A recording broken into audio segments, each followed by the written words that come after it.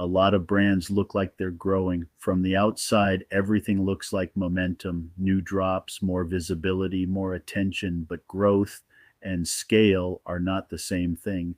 In Los Angeles, that difference shows up quickly because this city doesn't hide inconsistency for long. You can have a strong moment, a strong season, even a strong year, but if the structure underneath it isn't solid, it doesn't hold.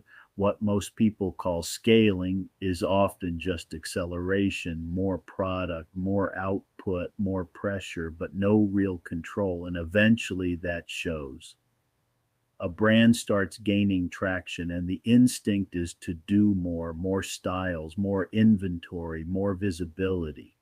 But what they're really doing is stretching a system that hasn't been built yet. What most brands don't account for is that growth increases complexity, not just volume, but coordination, more pieces, more communication, more points where things can go wrong. And if the structure isn't there to support that, everything starts to feel unstable. Production gets harder to manage, decisions take longer, mistakes become more expensive, and the brand starts reacting instead of operating. Production gets pushed, timelines get tighter, decisions get rushed, and the margin for error gets smaller. At first, that nothing looks wrong, orders are coming in, people are responding, the brand feels active, but behind the scenes things start to slip. Small mistakes, missed details, inconsistencies, and in Los Angeles those things don't stay small, they compound.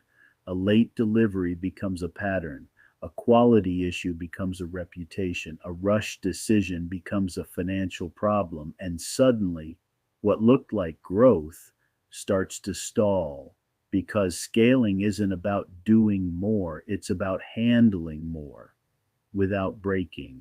The brands that actually scale move differently. They don't chase every opportunity. They choose what they can sustain. They understand their numbers, not just what things cost, but what they can afford to repeat. They understand their production, not just who makes their product, but how much that system can actually handle. And most importantly, they understand consistency because in this industry, consistency builds trust, and trust builds longevity.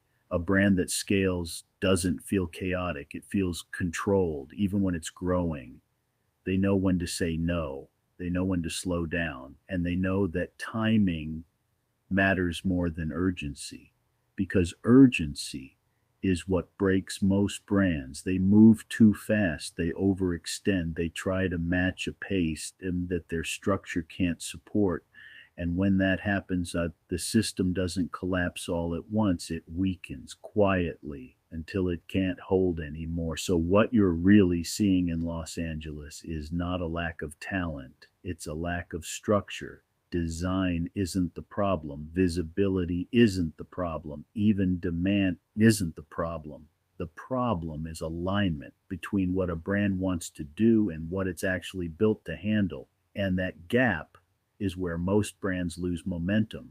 A lot of brands think scaling means expanding, doing more, reaching further, moving faster. But in Los Angeles, scaling often means refining, doing less, but doing it consistently, working within your limits until those limits expand naturally. Because forced growth usually creates fragile systems, and fragile systems don't last because scaling isn't something you chase, it's something you build before it's needed. So the question isn't can your brand grow, it's can it hold when it does, because in Los Angeles, growth will expose you, but scale will define you.